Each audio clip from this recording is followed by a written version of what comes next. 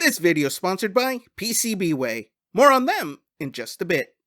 Hey guys, welcome back to Bright Night Tech. My name is Berto and today we are working on our 3D printed Daredevil props.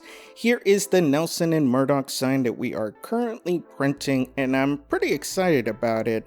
I got this from Thingiverse. I will put the link in the description, but looks like we are doing good. This is actually my second go at this.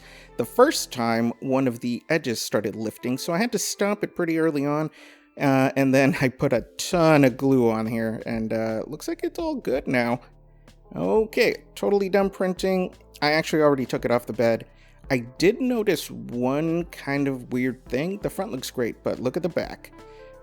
It's like the first layer started coming apart or something, and now it's all wispy. Somehow it finished printing, but yeah, we're gonna have to take care of that.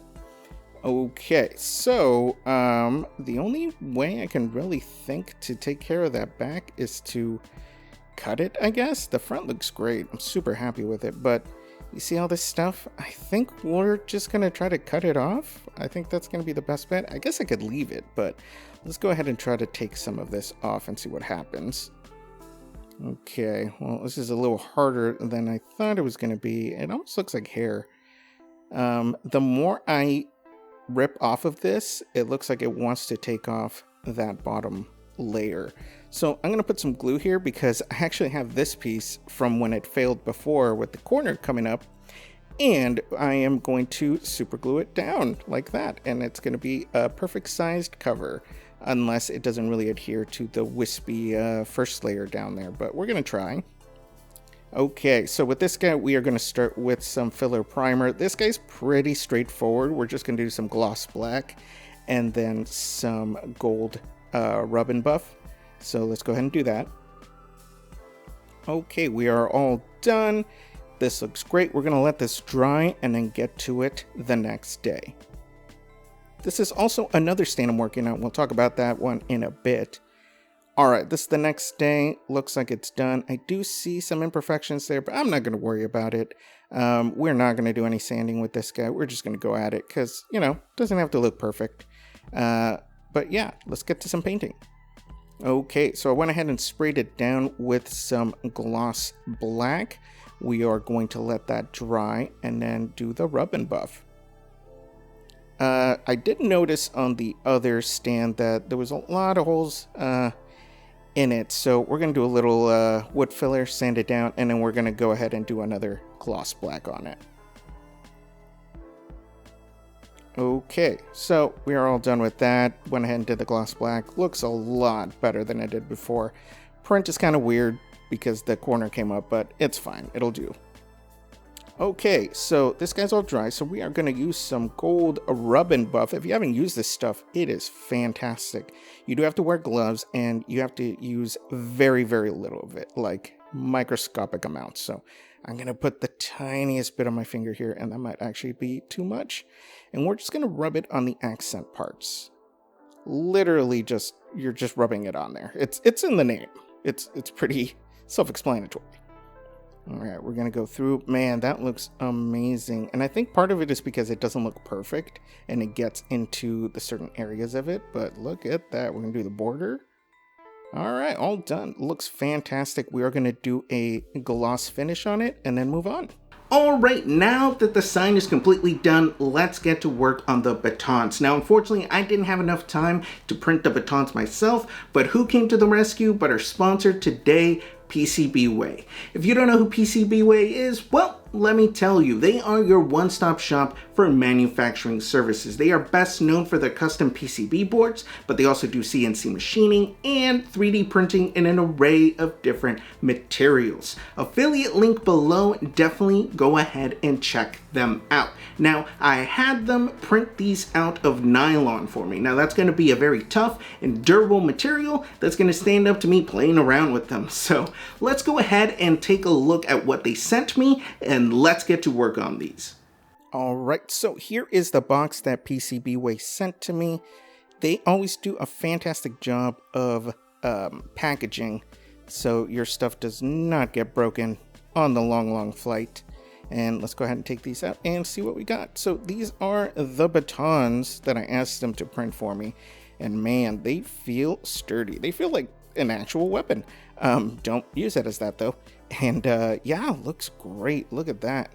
And like I said, nylon's can be very durable, so even if I'm effing around with it, it's going to be really hard for me to break. It's a little loose here, but that is not their fault. It could be the file. I've never printed this before, but it looks perfect. We're just, not necessarily going to use it that way, but still looks good. Here's a little bit of a closer look. Here's a little mechanism, pretty simple. I got this file also from Thingiverse. I'll put the link below.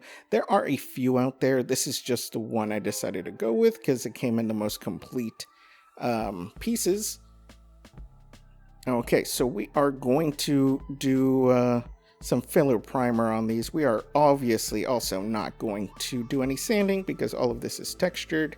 And actually the nylon, just normal texture, is pretty awesome. So even the smooth parts, we're not going to do anything. All right, we're going to let this dry and then do some painting. Okay, these are all dry. We're going to go ahead and hit it with this Colonial Red. And we're going to go ahead and just start painting these.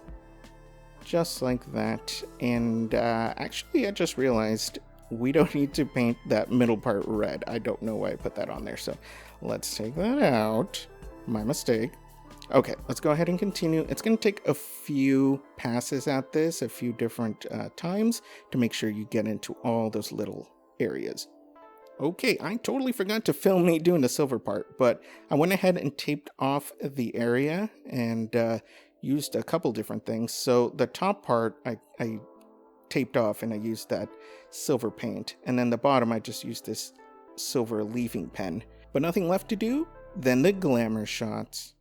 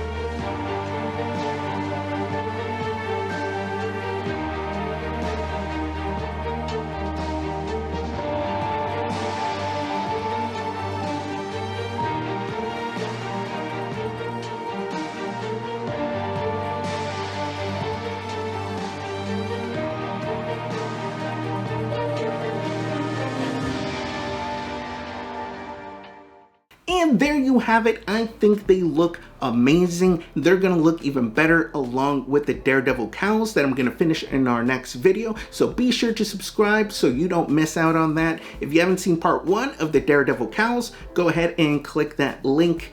But let me know if you guys have made any of these before, and thanks for watching. If you have any questions, go ahead and put in the comments below. Don't forget to subscribe and hit that bell button for notifications, and we will see you next time.